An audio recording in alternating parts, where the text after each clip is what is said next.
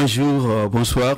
Cette fois-ci, nous avons Jean Médard, le Congolais qui vit dans l'état de Delaware. Il est là aujourd'hui sur l'antenne de HD Vision Voice pour essayer un peu de donner sa part de contribution concernant la situation de l'Afrique du Sud. Et nous allons l'appeler tout de suite là pour qu'il puisse nous dire qu'est-ce qu'il pense et quelle est sa lecture concernant la situation de Congolais qui sont en Afrique du Sud ou des Congolais qui sont en Afrique du Sud. Donc c'est un peu ça.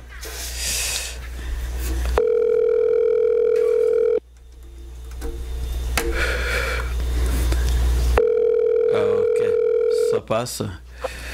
Oui, allô. Et allô, monsieur Jean Médard, comment ça va? Oui, ça va très bien. En tout cas, c'est un plaisir pour nous de vous recevoir pour la toute première fois sur notre antenne HD Vision Voice. Et j'espère que vous êtes un Congolais pas de New Jersey, plutôt un Congolais de Delaware. Est-ce que vous pouvez vous présenter? Oui, exactement. Je m'appelle Jean Médard Mondika. Je suis Congolais de Brazzaville, de Source, bien sûr. Et bon, qu'est-ce que je peux dire encore?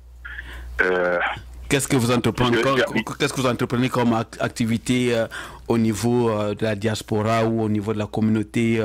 Est-ce que vous êtes leader de l'opinion? Est-ce que vous avez... c'est quelque chose comme ça, quoi, qu'on veut justement vous connaître une identité. On connaît que vous êtes Congolais, mais qu'est-ce que vous faites? Pas dans le cadre professionnel, mais dans le cadre des activités. Dans le cadre des activités, je suis un activiste. Okay. Je fais beaucoup, je travaille beaucoup dans la société civile. Et puis, bon, en fait, quand on parle de la société civile, ici aux États-Unis, quand nous travaillons surtout contre le pouvoir dictatorial de Brazzaville, et bon, on nous qualifie déjà des opposants, des radicaux. En fait, nous sommes de la société civile parce qu'on n'a pas été des hommes politiques au Congo, mais nous dénonçons ce qui ne va pas au Congo. Donc, dire que je suis leader d'opinion, peut-être pas. Certaines personnes peuvent me suivre. Bon, moi-même, personnellement, je ne peux pas me bomber le thorax pour dire que je suis leader d'opinion. Mais au moins, mon opinion fait quelque chose dans la société dans la communauté congolaise où nous vivons ici aux États-Unis. Merci beaucoup à M. Jean Médard. Et je pense qu'aujourd'hui, nous avons une situation très dramatique au niveau de l'Afrique du Sud. Vous avez vu des images où des Congolais ou des étrangers des Nigériens sont brûlés vifs. Leurs magasins sont détruits. Alors, quelle lecture vous faites sur la situation aujourd'hui?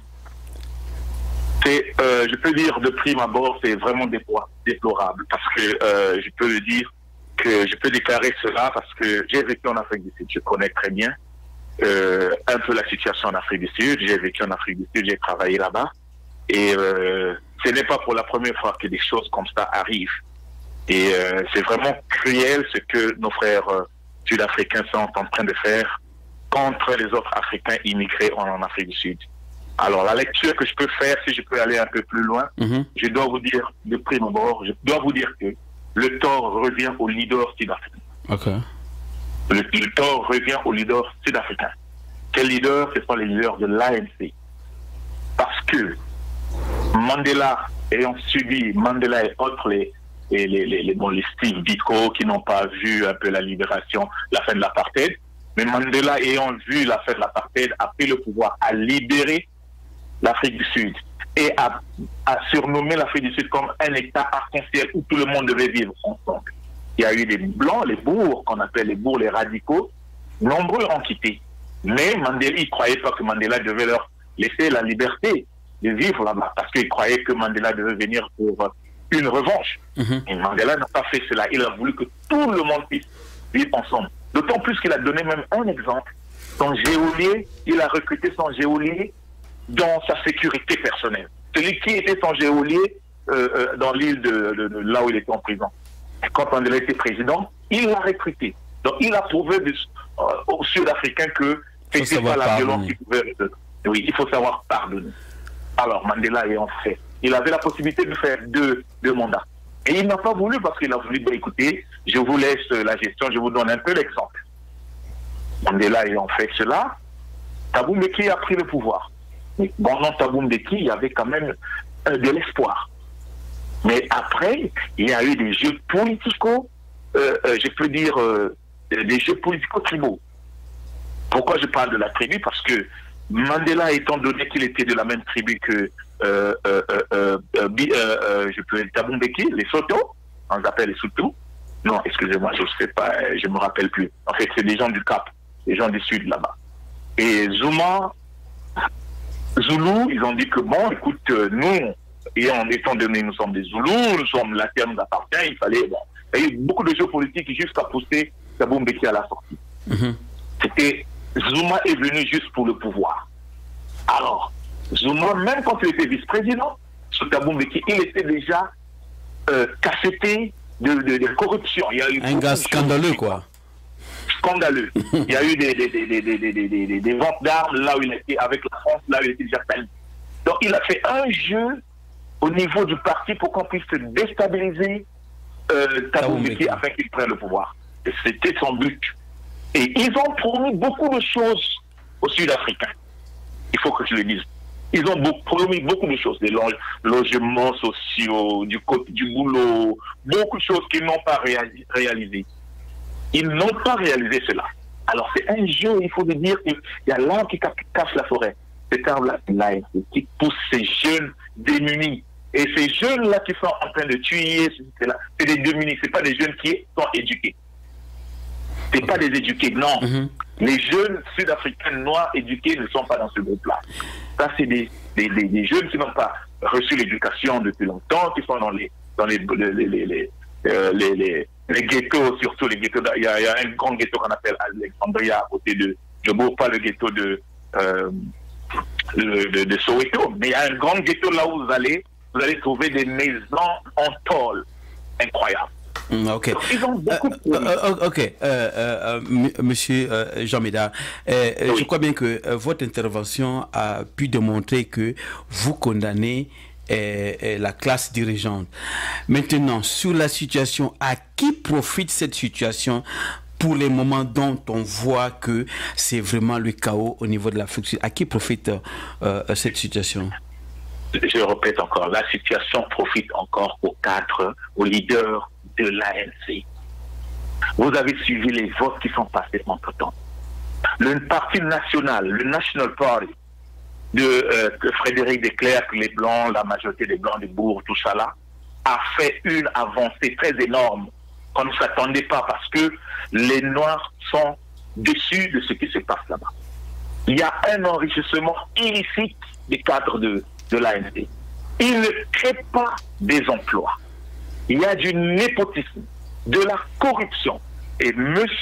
Cyril Ramaphosa vient d'hériter l'ANC dans toute une pagaille. Il y a la pagaille. Donc, ils sont en train de craindre de perdre le pouvoir. Il faut que je vous le dise. Et voilà pourquoi ils avaient même déstabilisé, Zuma avait déstabilisé Julius Malema, le jeune montant, la force montante de l'ANC, qui a créé son parti. Et vous voyez maintenant comment, même son intervention, est en train de circuler sur les réseaux sociaux. Oui, il a toujours des interventions qui sont... Oui, il a intervenu. Lui, il n'est pas de ce côté-là. C'est un monsieur éduqué. Donc voilà, l'ANC est en train de pousser ces gens-là juste pour dire que c'est les étrangers qui sont venus prendre le boulot. Mais quel boulot? Quel boulot? C'est des petits boulots que les étrangers, la majorité des étrangers là-bas, et ceux qui n'ont pas de papier font des petits boulots. Ils survivent. Mais ces Sud-Africains, moi je dois vous dire clairement, j'ai travaillé là-bas et j'étais dans les ressources humaines. Les Sud-Africains, il faut le dire, c'est des paresseux. Quand vous les payez la semaine, le lundi vous ne le voyez pas, mardi vous ne le voyez pas, il faut qu'ils finissent cet argent-là. Boire, ça je dois vous le dire.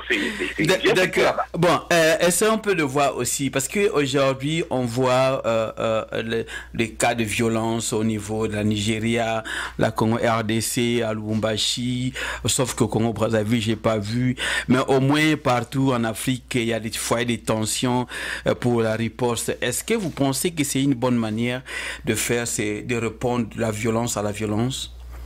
Mais je crois que maintenant il faut le faire. Il faut le faire parce que ce n'est pas la première fois. c'est peut-être la 5e fois. Les gens n'ont pas répondu. Et nous avons une organisation piètre, organisation de l'Union africaine qui n'agit pas. L'Union africaine devait prendre une décision de sanctionner ou bien de suspendre l'Afrique du Sud pour un temps. Parce que l'Afrique du Sud sans l'Afrique, son marché c'est l'Afrique. Donc si vous suspendez économiquement ou bien l'Afrique du Sud pendant un temps de l'Union africaine, allez, ça va changer l'attitude des leaders sud-africains. Depuis que cette situation-là vient de commencer, je ne sais pas si vous avez suivi les interventions des politiques, le président s'est tué. Il y a eu un député qui a parlé disant que oui, l'Afrique du Sud appartient aux Sud-Africains, c'est leur travail. Quel travail? Comprenez? Il n'y a pas seulement des immigrés africains là-bas. Il y a plein d'immigrés russes, il y a plein d'immigrés israéliens.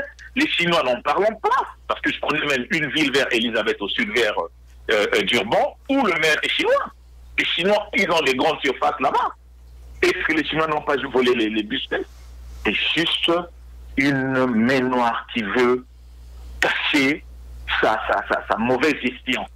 C'est-à-dire les leaders là veulent cacher la mauvaise gestion parce que l'union, le groupe, le parti de Julius Malema est en train de monter et le National Party, le parti des Blancs, comme ils le disent en parenthèse, a maintenant un leader noir qui s'appelle, je parle que c'est Asmat Williams, c'est un jeune qui est leader maintenant dans ce parti où on disait que c'est des Blancs. Et je dois vous dire quelque chose, entre parenthèses. Durant mon séjour là-bas, j'avais un collaborateur sud-africain, je partais souvent à Soweto parce que on avait des programmes, il fallait les soutenir. Je lui dis, mais écoutez, vous ne voyez pas que les Noirs, nos dirigeants noirs sont en train de gagner. Il faut voter pour les Blancs. Ils ont dit, qu'est-ce qu'ils m'ont dit? Ils m'ont répondu, si nous votons pour le Blanc, l'apartheid va revenir.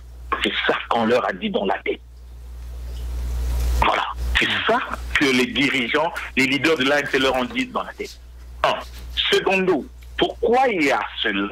Après l'apartheid, il n'y a pas eu du civisme de l'ANC. L'ANC n'a pas éduqué son peuple en disant que oui, nous avons gagné l'apartheid, mais nous avons aussi eu le soutien des autres pays, comme le Nigeria qui a été une base très forte.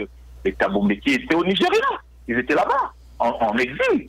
Le Mozambique, là où Samora Machel a perdu sa vie à cause de cela. C'était un coup monté par l'apartheid. Oui. Oui.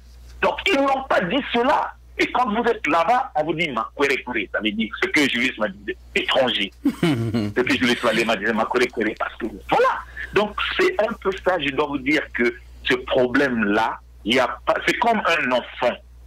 Si vous n'en apprenez pas à un enfant d'haïr quelqu'un dehors, l'enfant ne va jamais haïr. Donc c'est ça, c'est eux qui sont en train d'inculquer les Sud-Africains, les pauvres Sud-Africains qui n'ont pas de travail, qui n'ont pas de bon logement, pour garder leur électorat, parce que leur électorat a été disséqué. Julius Malema a pris une grande partie et la force montante du Parti national, Asmat Williams, ils sont en train de beaucoup travailler.